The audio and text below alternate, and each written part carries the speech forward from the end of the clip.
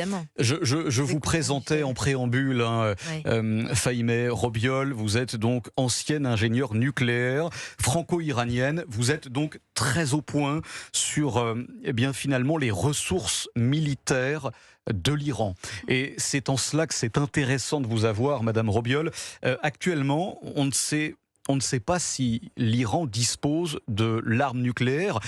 Quel est l'état actuel de la puissance militaire et peut-être balistique de l'Iran, aujourd'hui à l'instant T? Alors, d'abord, j'ai travaillé dans le nucléaire civil iranien avant Oui. la Révolution et Ah après oui. au CEA. Vous avez vu l'avant et l'après? Et après, je l'ai vu de loin par rapport à tout ce qui était, notamment les inspections d'agences, l'AIEA.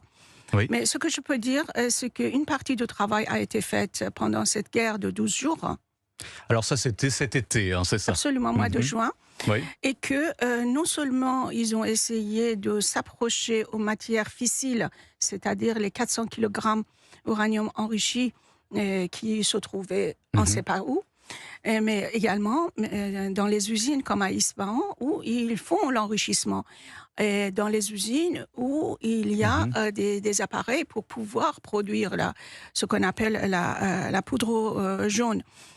Ce qui Alors s'est passé, pardon, la poudre jaune, c'est quoi? c'est-à-dire l'étape avant de solidification de matière fissile pour que après on puisse le conditionner pour faire en forme métallique.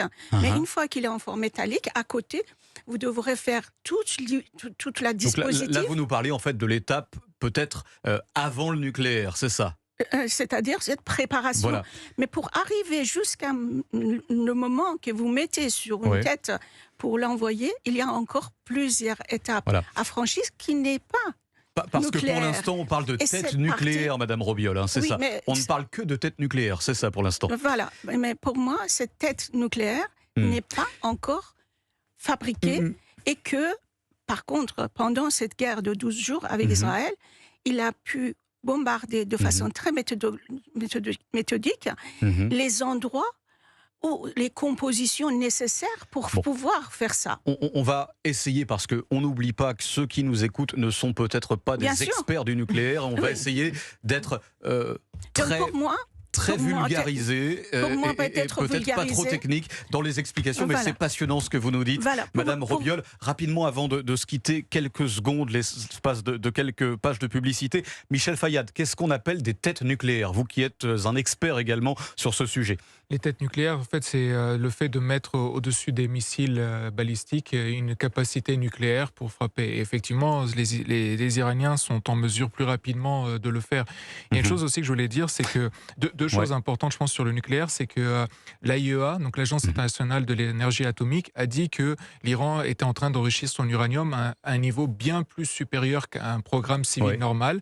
Et une autre chose qui est très importante pour que les auditeurs comprennent, c'est que l'Iran dispose des plus grandes réserves de gaz au monde et donc n'a pas besoin d'un programme civil nucléaire. Donc le programme nucléaire n'a d'ambition que d'une ambition militaire.